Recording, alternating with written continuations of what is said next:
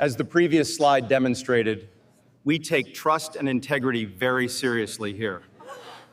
My name is Aaron Miller, and I learned the hard way that marriage is like working on a Boeing 747 with a busted engine. Everyone pretends everything's fine until you're nose diving into the Pacific. The warning signs were there for months, but I was too busy being the good husband to notice my wife Lily was planning her escape route. Before we dive deeper into this story, I have one small request. Please subscribe, drop a like, comment, and hit that hype button to boost this channel so more people can discover these incredible Reddit stories. It started with the phone. Lily used to leave it lying around like a piece of furniture, but suddenly it was glued to her palm like a surgical attachment. She'd smile at the screen in ways she hadn't smiled at me in years, typing messages with the intensity of a stock trader during a market crash. "Who's texting you so much?" I asked one evening, watching her fingers dance across the screen while our dinner grew cold. "Just work stuff," she said without looking up. "You know how crazy things get at the agency." Lily worked at Morrison Marketing, one of those sleek downtown firms where everyone wore expensive suits and talked about synergy like it was a religion. She'd been there 3 years, climbing the ladder with the determination of someone who'd rather die than be ordinary. I respected that about her, even if it meant I saw less of her than I saw my toolbox. I'm an aerospace mechanic, not glamorous, but steady work that pays well and keeps planes in the sky. While Lily networked at cocktail parties, I spent my days elbow deep in jet engines, making sure families made it home safely. Different worlds, but I thought we balanced each other out. That was before Brian Foster entered the picture. I first heard his name at one of Lily's company barbecues, where I stood around in my best shirt feeling like a wrench in a jewelry box. Brian was everything I wasn't. Tall, tan, with the kind of smile that probably cost more than my truck. He drove a cherry red Mustang and wore cologne that announced his presence 3 rooms away. "Brian's our new creative director," Lily explained, her voice carrying a note I'd never heard before. "He's got such innovative ideas about brand positioning." I watched them talk, noting how Lily laughed at his jokes. Really laughed, not the polite chuckle she gave my stories about hydraulic fluid mishaps.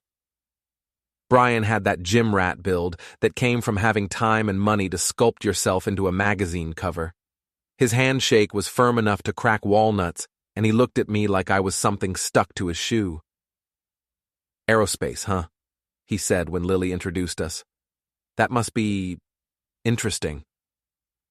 The pause before interesting told me everything I needed to know about what Brian Foster thought of blue-collar work. But I smiled and nodded, because that's what good husbands do at company parties. They smile and nod and pretend not to notice when their wives start wearing perfume to work. Over the next few months, Brian's name crept into our conversations like water damage, slow at first, then everywhere at once. Brian thought this, Brian suggested that, Brian had the most amazing idea for the Henderson account. I started to feel like a third wheel in my own marriage. The breaking point came when Lily's sister announced her engagement. Sarah was getting married in Hawaii, a destination wedding at some resort that probably cost more per night than I made in a week. As the dutiful brother-in-law, I started planning our trip, booking flights and accommodations with the enthusiasm of a man about to drain his savings account for family harmony. "This is going to be perfect," Lily said, watching me navigate the resort's website. "Sarah's going to love having us there." I booked everything, first-class flights because Lily hated being cramped, an ocean view suite because she loved sunrises, even a couple's massage package because the website made it sound romantic. The total made my credit card whimper, but seeing Lily excited about something we were doing together felt worth every penny. That was 3 weeks before departure. 3 weeks before I learned that some tickets to paradise are one-way only. The changes started small. Lily began working late more often, coming home with stories about emergency client meetings and strategy sessions that ran long. Her phone buzzed constantly, and she'd excuse herself to take calls that were apparently too sensitive for my ears. "Everything okay at work?" I asked one night, finding her on the balcony whispering into her phone. She jumped like I'd caught her stealing. "Just Brian. We're working on this huge presentation for Monday." "At 11 p.m.? You know how it is with creative types. Inspiration doesn't follow business hours." I didn't know how it was with creative types, but I was learning fast. Dave, my work buddy and the closest thing I had to a best friend, noticed the change in me before I did. We were grabbing beers after a particularly brutal day, wrestling with a turbine, when he dropped the uncomfortable truth I'd been avoiding. "You look like hell, Aaron. When's the last time you slept?" "I sleep fine." "You sleep like a man waiting for bad news." Dave had a way of cutting through bullshit that made him either the best friend or worst enemy you could have. "What's going on at home?" I told him about the late nights, the secret phone calls, the way Lily seemed to be living in a different time zone than our marriage. Dave listened with the expression of someone who'd heard this story before and knew how it ended. "You think she's cheating?" The word hung between us like smoke from a funeral pyre. I'd been dancing around it for weeks, but hearing someone else say it made it real in a way that hurt. "I don't know. Maybe. She's just different." "Different how?" "Like she's already gone, and I'm the only one who doesn't know it yet." Dave nodded slowly. "You want my advice? Start paying attention. Really paying attention, because if she's planning to leave, you better know about it before she does." I should have listened to him sooner. The final clue came from Heather, Lily's best friend, and the kind of woman who collected secrets like baseball cards. We ran into her at the grocery store, and she was practically vibrating with the effort of keeping something to herself. "Aaron, how exciting about Hawaii. Lily must be so thrilled about the trip." "Yeah, she's really looking forward to it." Heather's smile flickered. "And Brian's going too, right? Such a coincidence that he had vacation time the same week." The world tilted sideways. "Brian's going to Hawaii?" "Oh." Heather's face went white. Lily mentioned. Maybe I misunderstood. But we both knew she hadn't misunderstood anything. That night, I waited until Lily was in the shower and did something I'd never done in 5 years of marriage. I looked through her phone. What I found there rewrote the story of our relationship in ways that made my stomach turn. Months of messages, plans within plans. "Can't wait to be alone with you. This resort looks perfect for us. Aaron will never suspect anything." The Hawaii trip wasn't a family obligation she was tolerating. It was a romantic getaway she'd been planning with another man, using my money to fund their affair while I played the role of the oblivious husband. But the real knife twist came the night before our flight. I was packing, trying to maintain the fiction that we were still a couple taking a trip together, when Lily delivered the news with the casual cruelty of someone swatting a fly.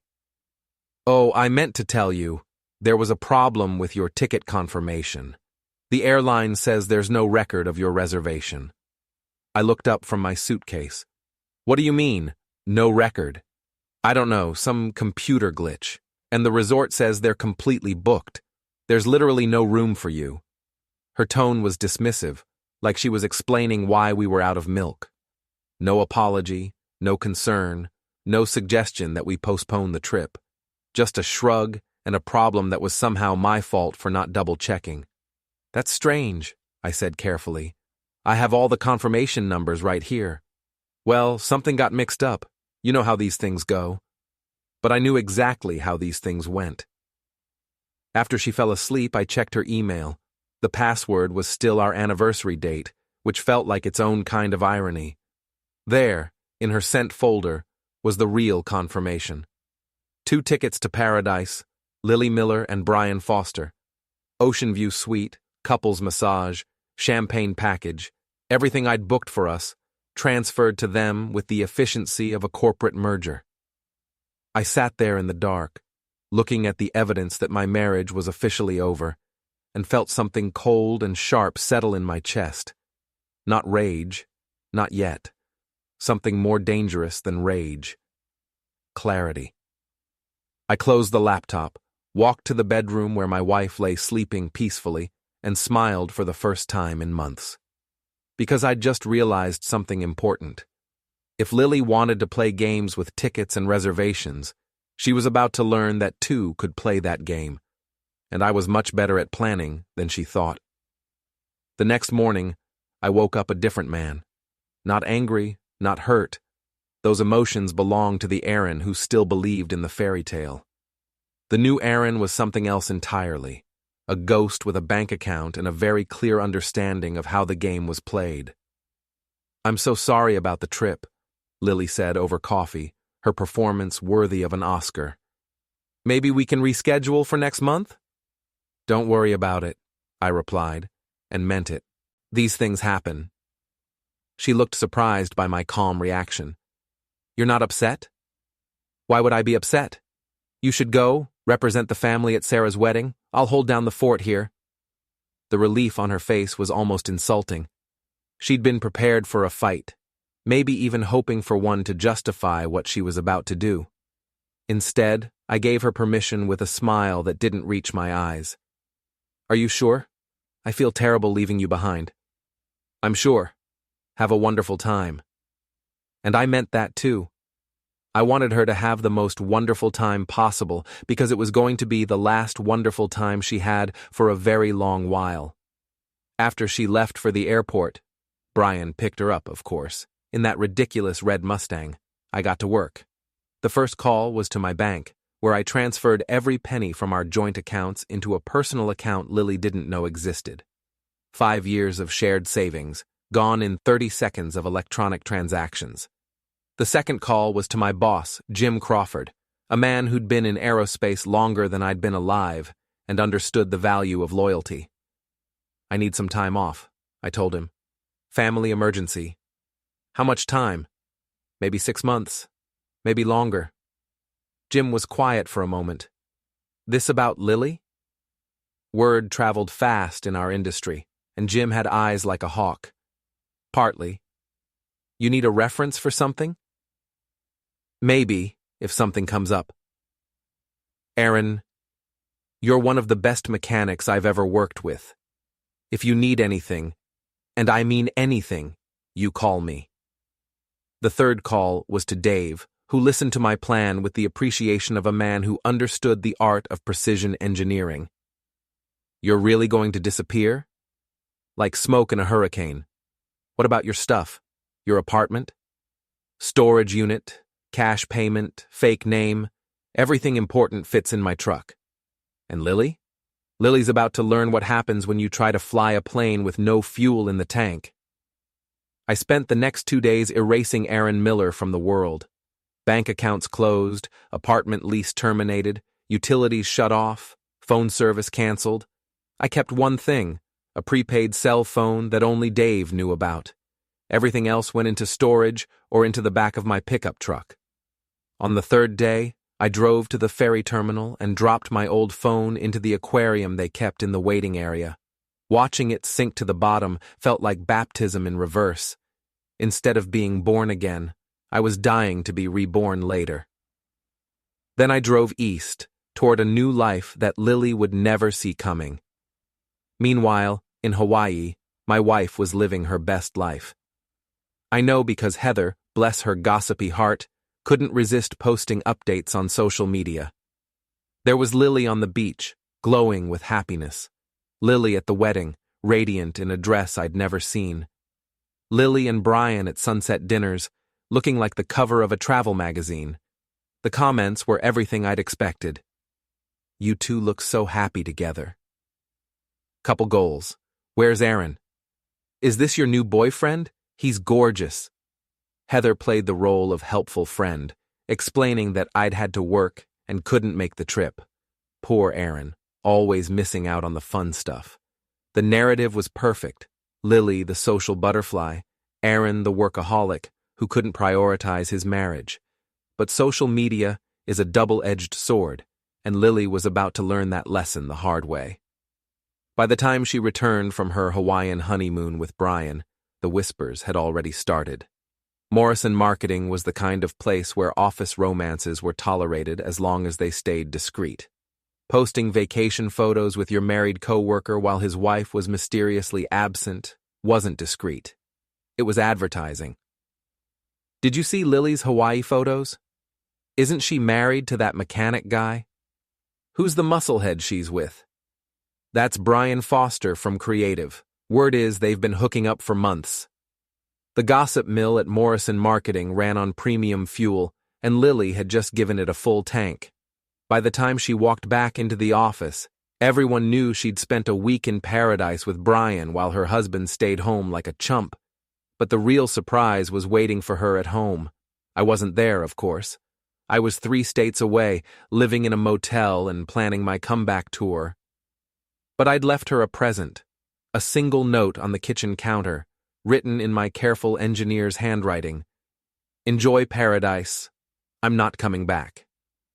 A. That was it. No explanation, no accusation, no forwarding address. Just a ghost's goodbye and the slowly dawning realization that the man she'd been taking for granted had vanished into thin air. The panic started small. Lily called my old phone and got a disconnected number. She called my work and learned I'd quit without notice. She called my friends, all 2 of them, and got polite but unhelpful responses. Haven't seen Aaron in weeks. He mentioned taking some time to think. Maybe he went to visit family. But I didn't have family, and Lily knew it. I was an orphan who'd built his life around the woman who was now discovering what it felt like to be completely alone. The bank accounts were the next shock. 5 years of careful saving gone without a trace. The joint credit cards canceled. The apartment lease terminated with 30 days' notice. Even the utilities were scheduled for disconnection. Aaron Miller hadn't just left. He'd evaporated, taking their entire financial foundation with him. Lily tried to play the victim at first, telling anyone who'd listen about her husband's sudden breakdown. Poor Lily, abandoned by her unstable spouse. Poor Lily, left to pick up the pieces of their shattered life. But the Hawaii photos were still online, and the timeline didn't add up. You couldn't be a grieving wife and a honeymooning girlfriend at the same time, and social media had a long memory. The whispers at Morrison Marketing grew louder.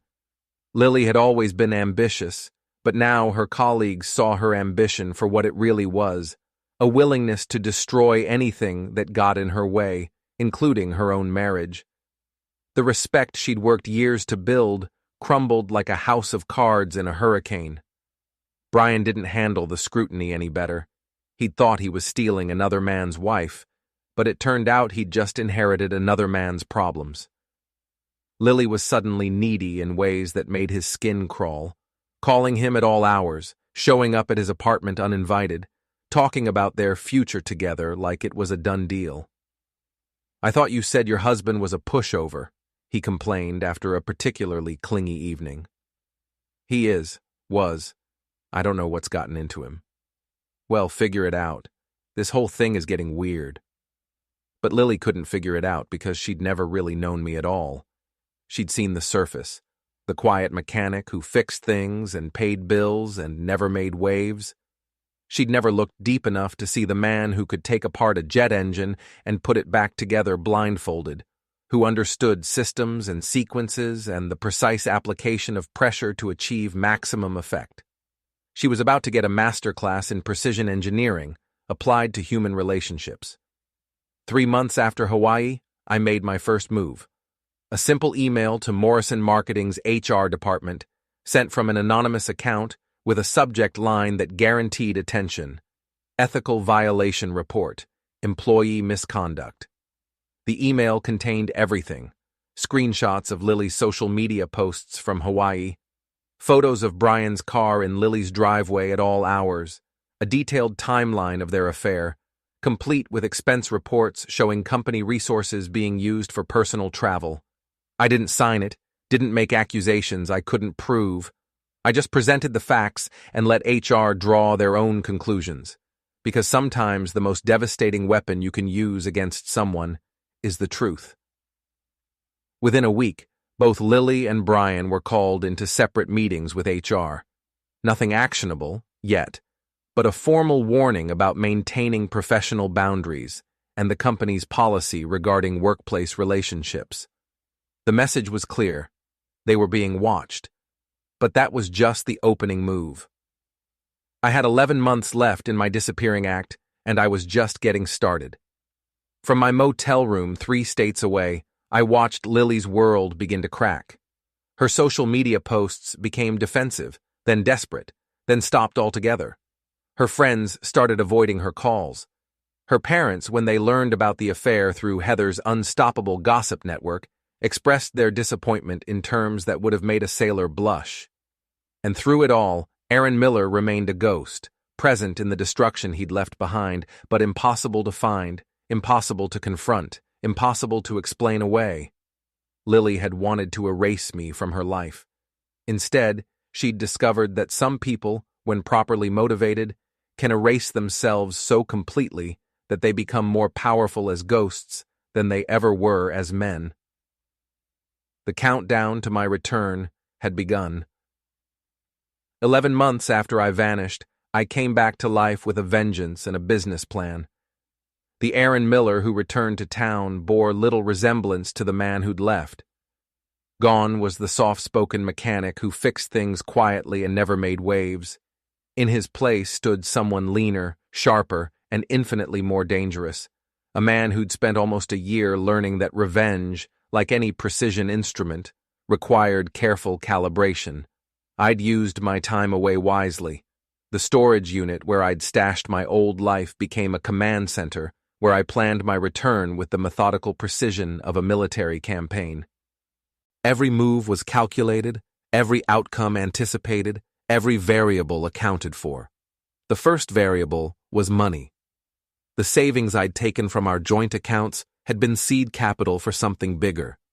Using contacts from my aerospace days and a recommendation from Jim Crawford, I'd landed a consulting contract with Peterson Dynamics, a rival aerospace firm that specialized in the kind of cutting-edge work that made Morrison Marketing's clients look like dinosaurs.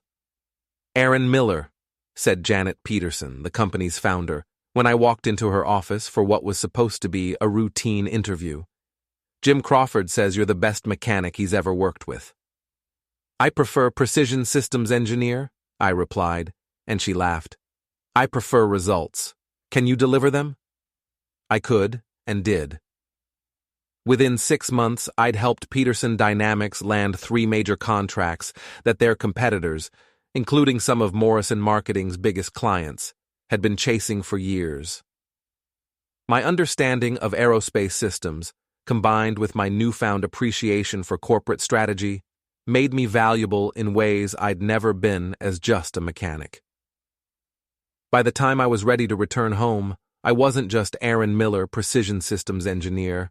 I was Aaron Miller, junior partner at Peterson Dynamics, with a salary that made my old paycheck look like lunch money, and a reputation that opened doors I'd never even known existed.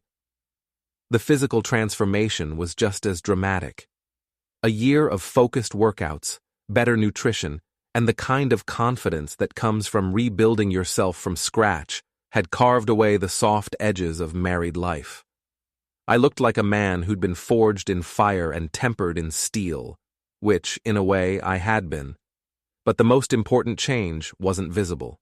The old Aaron had been reactive, passive, content to fix problems after they broke. The new Aaron was proactive, aggressive, and utterly committed to preventing problems by eliminating their sources.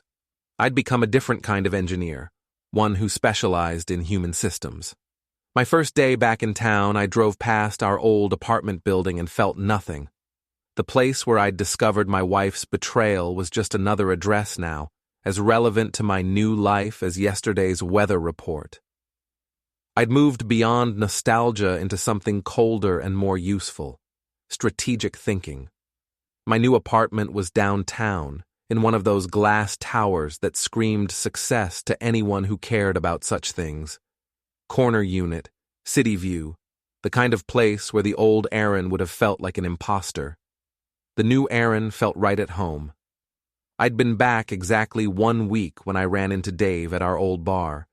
He was sitting at the same stool where I'd left him 11 months earlier, nursing a beer and looking like a man who'd seen a ghost. Jesus Christ, Aaron.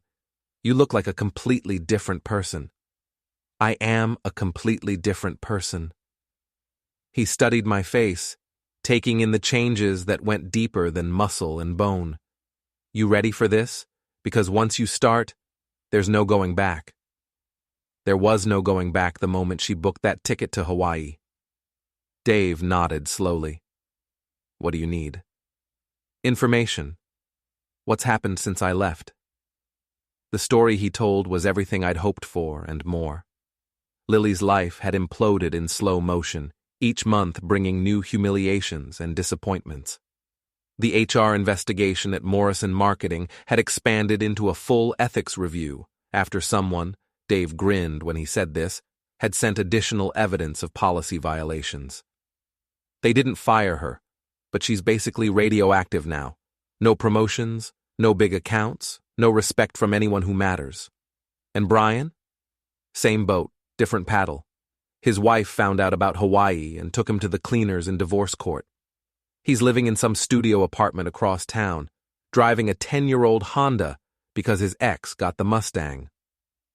The mental image of Brian Foster, former creative director and muscle-bound homewrecker, reduced to a Honda Civic and a studio apartment, filled me with the kind of satisfaction that fine wine couldn't match. They still together? On and off. Mostly off, from what I hear. Turns out adultery loses its appeal when you're both broke and unemployed. But the best news was yet to come. Morrison Marketing had lost 3 major clients in the past 6 months, aerospace companies that had decided to take their business elsewhere after hearing rumors about the agency's internal issues. The company was hemorrhaging money and reputation in equal measure. Word is they're looking for new clients pretty desperately, Dave said. Might even be willing to work with their competitors' suppliers if the money was right. That was my cue. 2 days later, I walked into Morrison Marketing's offices wearing a suit that cost more than I used to make in a month and carrying a briefcase full of contracts that could save their failing business. The receptionist didn't recognize me. Why would she? The last time I'd been here, I was just Lily's husband, invisible background noise at company parties. Aaron Miller from Peterson Dynamics, I told her. I have a meeting with your senior partners about potential collaboration opportunities. The conference room where they'd assembled to meet me was full of desperate faces trying to look confident. Morrison Marketing was dying, and everyone in that room knew it. They needed Peterson Dynamics more than oxygen, and I was their only lifeline. I let them pitch me for 20 minutes, watching them grovel for business they couldn't afford to lose. Then I opened my briefcase and spread out the contracts that would save their company, if they were willing to meet my terms. Peterson Dynamics is prepared to offer Morrison Marketing an exclusive partnership agreement, I began, worth approximately $2 million in billings over the next 18 months. The room went silent. $2 million was more than enough to pull Morrison Marketing back from the brink of bankruptcy. However, I continued, this partnership requires certain personnel changes to ensure optimal collaboration. I slid a sheet of paper across the table. On it were 2 names, Lily Miller and Brian Foster. These employees represent potential conflicts of interest that could compromise our working relationship. Their removal from any accounts related to Peterson Dynamics would be a condition of our partnership. The senior partners exchanged glances. They knew exactly who Lily and Brian were. The scandal had been office gossip for months. They also knew that $2 million in billings was worth more than 2 problem employees who'd already damaged the company's reputation. That seems reasonable, said the managing partner, trying not to sound too eager. When would you need this partnership to begin? Immediately. I'll need confirmation of the personnel changes by end of business today. I stood up, shook hands with people who had no idea they'd just been played by a master, and walked out of the building with the satisfaction of a job well done. By 5 o'clock that afternoon, both Lily and Brian had been removed from all aerospace accounts and reassigned to the kind of small local clients that barely paid enough to cover their salaries. It wasn't firing. That would have been too quick, too merciful. It was something worse: professional exile, a slow fade by irrelevance. But I wasn't done. The partnership with Morrison Marketing was just the opening move in a game that was about to get much more interesting. That evening, I attended the Aerospace Industry Gala, the annual networking event where everyone who mattered in our business came to see and be seen. In the old days, I would have been home watching TV while Lily worked the room in a dress I couldn't afford. Now I was the one working the room, and Lily was nowhere to be seen. I was talking to Janet Peterson about expansion opportunities when I spotted them across the room, Lily and Brian, looking like crash survivors at a victory party. They'd managed to get tickets somehow, probably hoping to network their way out of the hole they'd dug for themselves. Lily saw me first. For a moment, she looked like she'd seen a ghost, which, in a way, she had. The man standing across the room bore little resemblance to the husband she'd betrayed and abandoned. This man wore confidence like armor and success like a crown. She started walking toward me, Brian trailing behind like a reluctant bodyguard. I could see the calculation in her eyes, the desperate hope that maybe, just maybe, she could charm her way back into the life she'd thrown away. "Aaron?" Her voice was uncertain, like she wasn't sure I was real. "My God, you look different." "Hello, Lily." "Brian." I nodded to them both with the polite indifference I'd show to strangers at a bus stop. "Where have you been? I've been worried sick. You just disappeared without a word." The lies came so easily to her that I almost admired the skill. Worried sick about the husband she'd betrayed? The husband whose savings she'd spent on another man? The performance was Oscar-worthy. "I've been working," I said simply. "Rebuilding, moving forward." "We need to talk. There are things you don't understand, things I need to explain." "Actually," I interrupted, "there's something I need to announce." I walked to the small stage where the evening's speakers had been presenting, leaving Lily and Brian standing in the middle of the room like actors who'd forgotten their lines. The microphone was still active from the previous speaker, so I tapped it gently to get everyone's attention. "Ladies and gentlemen, if I could have your attention for just a moment." The room quieted, 200 faces turning toward me with polite curiosity. "My name is Aaron Miller, and I'm a junior partner at Peterson Dynamics. I wanted to take this opportunity to thank Morrison Marketing for their partnership and professionalism in our recent collaboration." I found Lily in the crowd, her face pale with growing dread. "Special thanks to their senior management team for recognizing that some business relationships require personal sacrifices to maintain professional integrity. It takes real wisdom to know when to let go of the past and embrace new opportunities." The applause was polite but confused. Most people didn't understand what I was talking about, but they could sense undercurrents they couldn't quite identify. In closing, I'd like to say that sometimes the best thing that can happen to a man is learning who he can really trust. Thank you all for your time, and enjoy the rest of your evening. I stepped down from the stage and walked directly toward the exit, not looking back at the woman who destroyed my old life and inadvertently created my new one. Behind me, I could hear the whispers starting. Wasn't that Lily's husband? The one who disappeared? Did he just thank Morrison Marketing for firing his own wife? What was that about personal sacrifices? By morning, the story would be all over the industry grapevine. Aaron Miller's dramatic return, his mysterious transformation, and his very public thank you to the company that had just sidelined his cheating wife. But that was just the beginning. I had 11 months of planning to unleash, and Lily and Brian were about to discover that revenge, like precision engineering, was all about applying exactly the right amount of pressure in exactly the right places. The ghost was back, and he was just getting started. The morning after the gala, I woke up in my glass tower apartment feeling like a conductor preparing for the symphony's crescendo. The first movement, my dramatic return and professional triumph, had set the stage beautifully. Now it was time for the real music to begin. My phone was buzzing with messages from colleagues who'd witnessed the previous night's performance.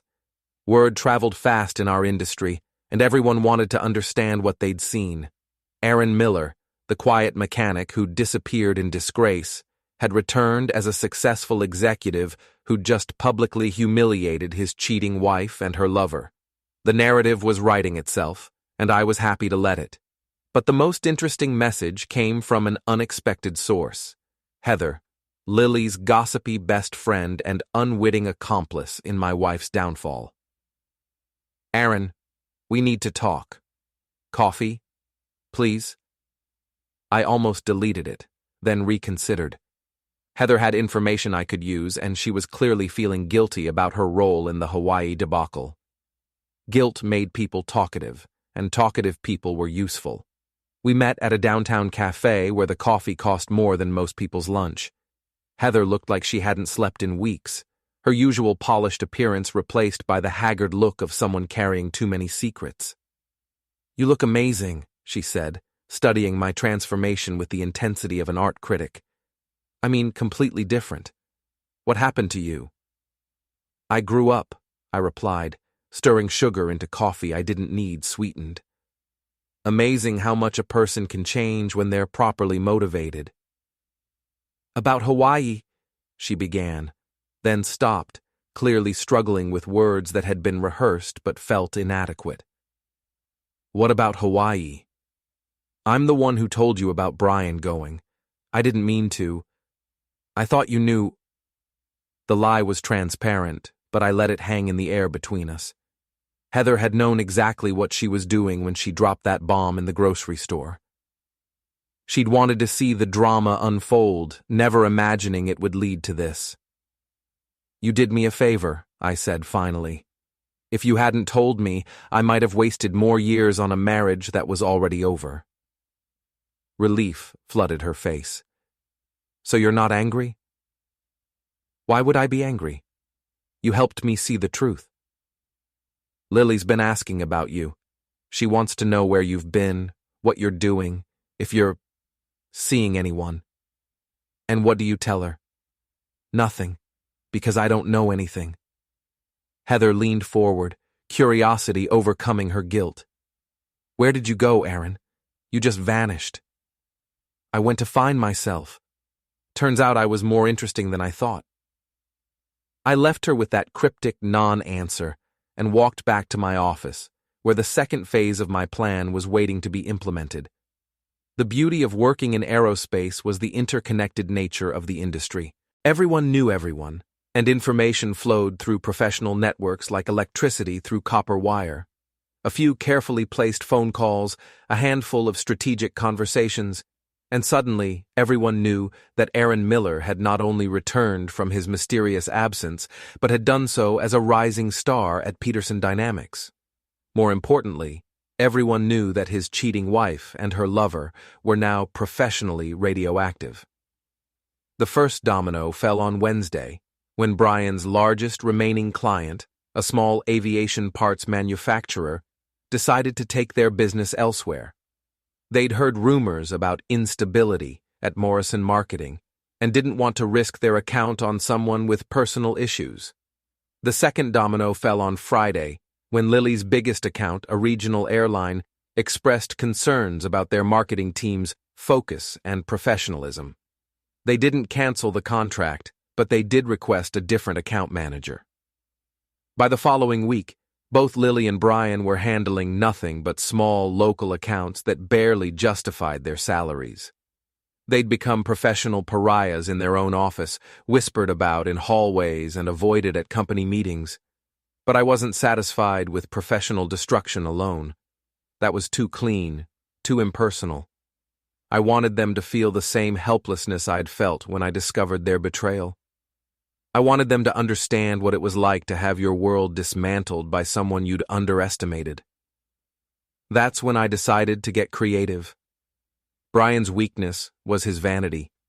Even broke and professionally humiliated, He still drove to the gym every morning at 6 a.m., still spent an hour sculpting the muscles that had helped him steal another man's wife. The gym was his sanctuary, the one place where he could still feel like the alpha male he'd always believed himself to be. I joined his gym. Not to confront him, that would have been crude and obvious. Instead, I simply existed in his space, a constant reminder of the consequences of his actions. Every morning, Brian would walk in expecting his usual routine of admiration and ego-stroking, only to find Aaron Miller, the husband he'd wronged, calmly working out nearby. I'd transformed myself physically during my year away, and the contrast between us was stark. Where Brian was all show muscles and spray tan, I'd developed the kind of lean, functional strength that came from hard work and discipline. Where he grunted and posed for the mirrors, I moved with quiet efficiency, focused on results rather than performance. The psychological effect was immediate and devastating. Brian's workouts became tense, distracted affairs. He'd glance over constantly, trying to gauge my intentions, waiting for a confrontation that never came. I treated him with polite indifference, the way you'd acknowledge a stranger you'd seen around but never bothered to meet. It was driving him insane. The breaking point came 3 weeks later, at the gym's annual membership appreciation event. It was one of those networking mixers where local professionals came to see and be seen, the kind of event where Brian used to hold court like a king among peasants. This time, he was just another face in the crowd, while I found myself surrounded by people who wanted to hear about Peterson Dynamics' latest contracts and my insights into aerospace trends. The reversal of fortune was so complete it felt almost scripted. "Aaron Miller, right?" said a woman I didn't recognize. "I heard you just landed the Henderson Aviation account. That's huge." "Team effort," I replied modestly, aware that Brian was standing close enough to hear every word. "Peterson Dynamics has some incredible people." "Didn't you used to be married to that woman from Morrison Marketing? Lily something?" The question hung in the air like a challenge. This was the moment I'd been building toward, the opportunity to publicly reframe the narrative of my marriage's end. "Used to be, yes.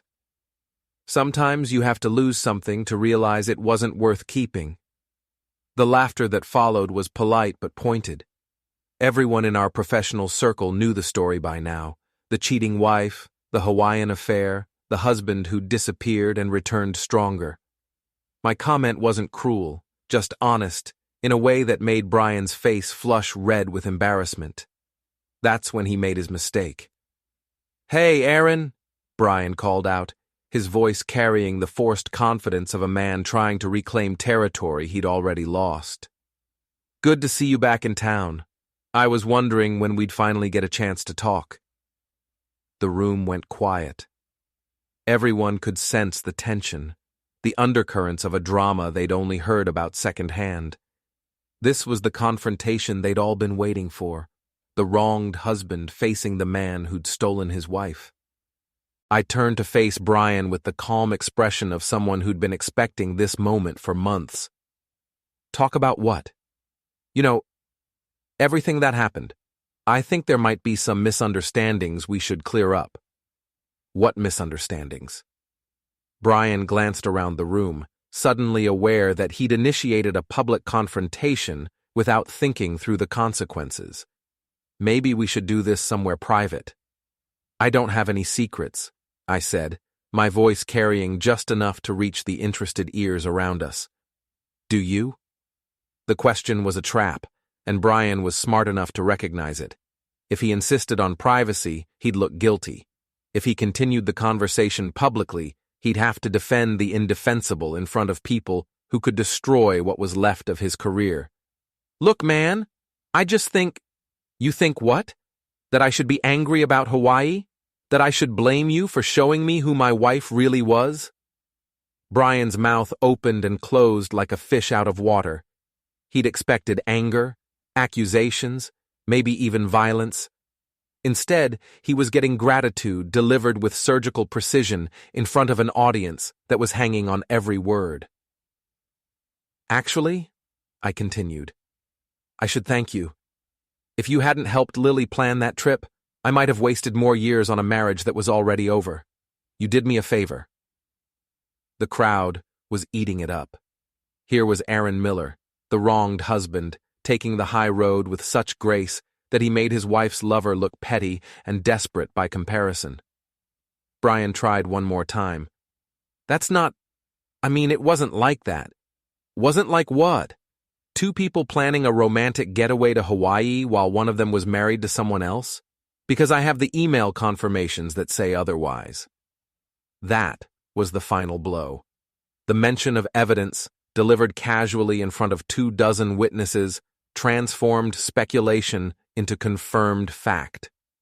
Brian had been caught red-handed, and everyone in the room now knew it. He left the event 10 minutes later, his face burning with shame and rage. But I stayed, accepting congratulations from people who admired my maturity and class in handling such a difficult situation. The story would be all over town by morning. Aaron Miller had publicly confronted his wife's lover and emerged victorious without raising his voice or throwing a punch. He'd used words like a surgeon uses a scalpel, precise and devastating. But the best part was yet to come. As I was leaving the gym, I ran into the facility manager, a guy named Pete, who'd been watching the drama unfold with professional interest. "Hell of a thing what happened in there," he said. "Just clearing the air." "Yeah, well, that Foster guy's been nothing but trouble since he joined. Always hogging equipment, hitting on female members, making people uncomfortable. Tonight was the last straw." I raised an eyebrow. "Last straw?" "We're revoking his membership. Can't have members starting confrontations at company events. Bad for business." So Brian had not only humiliated himself publicly, but had also lost his gym membership in the process. His sanctuary, the one place where he could still feel like the man he used to be, was now off limits. It was a beautiful piece of collateral damage, and I hadn't even planned it. As I drove home that night, I allowed myself a moment of satisfaction. The second movement of my revenge symphony was complete, and the harmony was everything I'd hoped for. Brian was professionally destroyed, publicly humiliated, and personally isolated. But Lily was still out there, and she was about to discover that her husband's transformation was far from complete. The final movement was going to be a masterpiece. 3 months after the gym incident, I was ready for the finale. Brian had been effectively neutralized, fired from Morrison Marketing after his gym confrontation made the rounds of industry gossip, reduced to freelance work that barely paid his rent, and increasingly desperate in ways that made him dangerous. But Lily was still standing, still fighting, still believing she could somehow salvage her life from the wreckage of her choices. That was about to change. The opportunity came in the form of Morrison Marketing's annual Client Appreciation Gala, a last-ditch effort by the failing agency to convince their remaining clients that they were still worth the money. Lily had been assigned to help organize the event, a humiliating demotion from her former role as account executive, but the company was too broke to hire outside help. I received my invitation not as Lily's husband, but as a representative of Peterson Dynamics, one of the few successful companies still willing to work with Morrison Marketing. The irony was perfect. Lily would have to smile and play hostess to the man whose life she'd tried to destroy. But I had a better idea than just showing up and making her uncomfortable. I was going to give her exactly what she'd always wanted, a chance to be the center of attention at a major industry event. She just wasn't going to like the kind of attention she received. The week before the gala, I made a series of phone calls to contacts throughout the aerospace industry. Not to spread gossip, that would have been unprofessional. Instead, I simply mentioned that the Morrison Marketing event might be interesting and that they wouldn't want to miss it. Word traveled fast in our tight-knit community, and by the night of the gala, the guest list had swollen beyond Morrison Marketing's expectations. Everyone wanted to see what Aaron Miller was going to do next. I arrived fashionably late, wearing a tuxedo that had cost more than my old monthly salary, and carrying myself with the confidence of a man who'd already won the war. The venue was one of those hotel ballrooms that tried too hard to look elegant, filled with people who were trying equally hard to pretend Morrison Marketing wasn't circling the drain. Lily saw me the moment I walked in. She was standing near the registration table, wearing a black dress that probably represented a month's worth of her reduced salary, playing the role of gracious hostess while her world crumbled around her. For just a moment, our eyes met across the room, and I saw something I'd never seen before in her face: fear. She was finally beginning to understand that the quiet mechanic she'd married was gone forever, replaced by someone who played the game at a level she couldn't comprehend. I worked the room methodically, renewing old contacts and making new ones, accepting congratulations on Peterson Dynamics' recent successes and fielding questions about future projects. Everyone wanted to talk to Aaron Miller, the man who'd transformed professional disaster into personal triumph.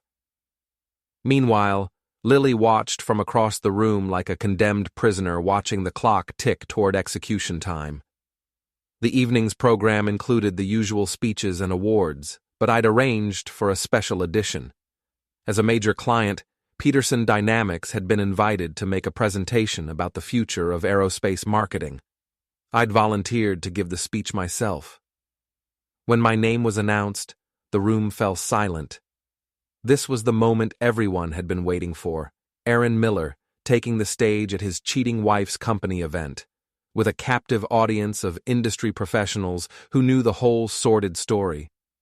I walked to the podium with the measured pace of a man who had all the time in the world and nothing to lose.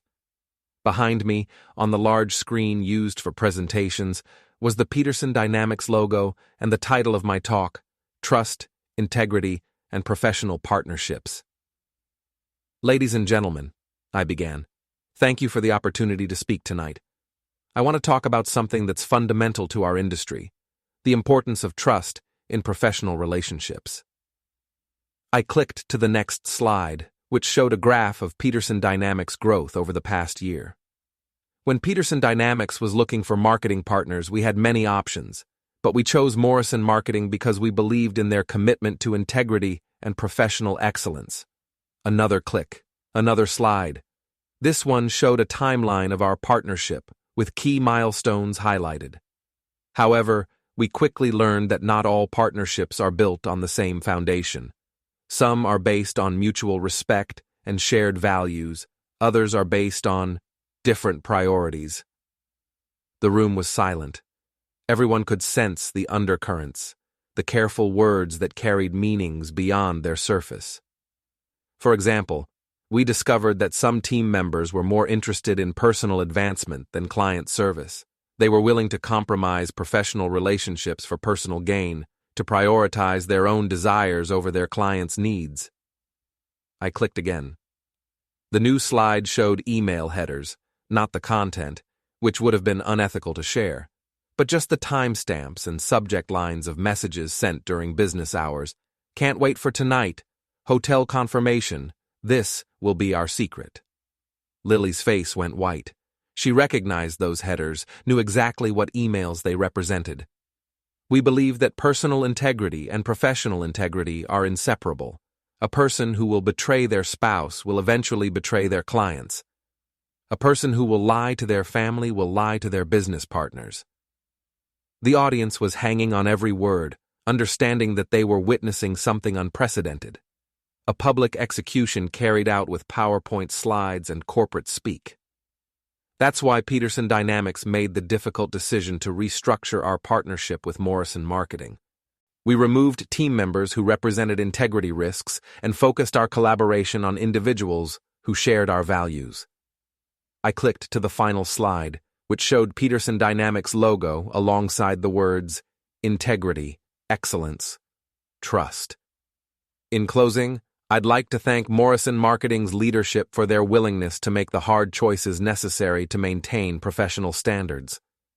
Sometimes the most important business decision you can make is knowing when to cut your losses and move forward. I looked directly at Lily for the first time since taking the stage. After all, life is too short to waste on relationships that aren't built to last. Thank you. The applause was thunderous, but it wasn't for Morrison Marketing. It was for Aaron Miller, the man who'd just delivered the most devastating corporate presentation in industry history. I'd managed to publicly destroy my wife's reputation, confirm every rumor about her affair, and position myself as the victim who'd risen above his circumstances, all while maintaining perfect professional decorum. As I left the stage, I could see Lily pushing through the crowd toward the exit, her face streaked with tears and mascara. The humiliation was complete, total, and utterly public. By tomorrow morning, every aerospace professional in the region would know exactly what had happened and why. But I wasn't finished yet.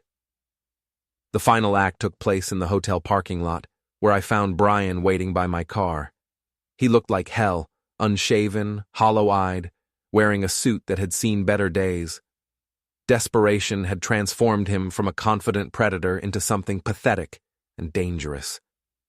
"You son of a bitch," he said as I approached. "You destroyed everything."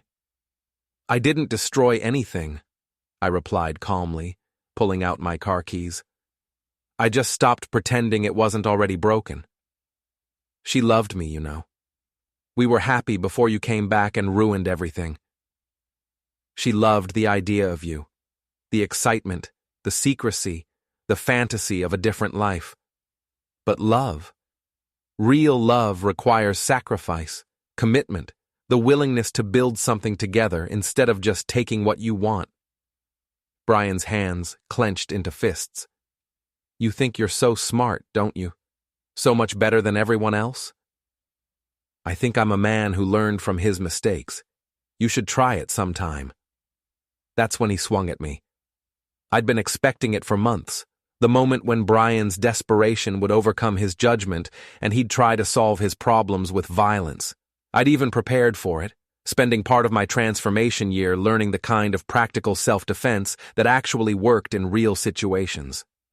Brian's punch was telegraphed and sloppy, thrown by a man who'd spent more time posing in gym mirrors than learning how to fight. I sidestepped easily, grabbed his extended arm, and used his own momentum to send him face first into the side of my car. He bounced off the metal and staggered backward, red liquid streaming from his nose, looking shocked that his attempt at intimidation had backfired so spectacularly. "Feel better?" I asked, pulling out my phone to check for damage to my car's paint job. Brian wiped red liquid from his face with the back of his hand. "This isn't over." "Yes, it is. You just don't know it yet." I got in my car and drove away, leaving him standing alone in the parking lot, bleeding and broken, and finally understanding that he'd lost a war he'd never even realized he was fighting. The next morning brought the final confirmation of my victory. Morrison Marketing, already struggling financially, couldn't survive the scandal of their client appreciation gala becoming a public humiliation of their own employees. Within a week, they'd lost their 3 remaining major clients and were forced to file for bankruptcy. Lily and Brian, the architects of their own destruction, found themselves unemployed in an industry where everyone knew their story. Their affair, which had once seemed like a romantic adventure, had become a cautionary tale about the consequences of betraying trust. But the most satisfying part wasn't their professional destruction. It was the personal cost. Without the excitement of secrecy and forbidden romance, their relationship had nothing to sustain it. They broke up 2 weeks after the gala, each blaming the other for the disaster that had consumed their lives. Lily tried to contact me one last time, leaving voicemails that progressed from anger to bargaining to desperate pleading. But Aaron Miller, the man who'd once loved her enough to plan dream vacations and endure her betrayals, was gone. In his place was someone harder, smarter, and completely immune to her manipulations. I never called her back. 6 months later, I heard through the industry grapevine that Lily had moved to another city, taking a job with a small marketing firm that paid a fraction of her former salary. Brian had left the industry entirely, last seen working at a car dealership in a suburb where no one knew his story. They'd gotten exactly what they'd wanted: freedom from their commitments, the chance to start over, the opportunity to build new lives without the constraints of their old relationships. They just hadn't expected the price to be everything they'd worked to build. As for me, I thrived. Peterson Dynamics continued to grow. My reputation in the industry reached new heights, and I discovered that success was sweeter when you'd earned it by overcoming betrayal rather than simply inheriting it through luck. I never remarried, not because I was bitter or broken, but because I'd learned something valuable about myself during my year in the wilderness. I was complete as I was, successful on my own terms, and immune to the kind of manipulation that had once nearly destroyed me. The ghost had become flesh again, but it was flesh that had been tempered by fire and hardened by experience. Aaron Miller version 2.0 was everything his predecessor had been, plus everything his predecessor had learned through pain. And that, I realized as I sat in my corner office overlooking the city where my old life had died and my new life had been born, was the most perfect revenge of all. Not destruction for its own sake, but transformation, becoming so much more than what I'd been that the people who'd tried to diminish me were left wondering how they'd ever thought I was small enough to destroy. The ticket to oblivion they'd tried to give me had become my boarding pass to a better life.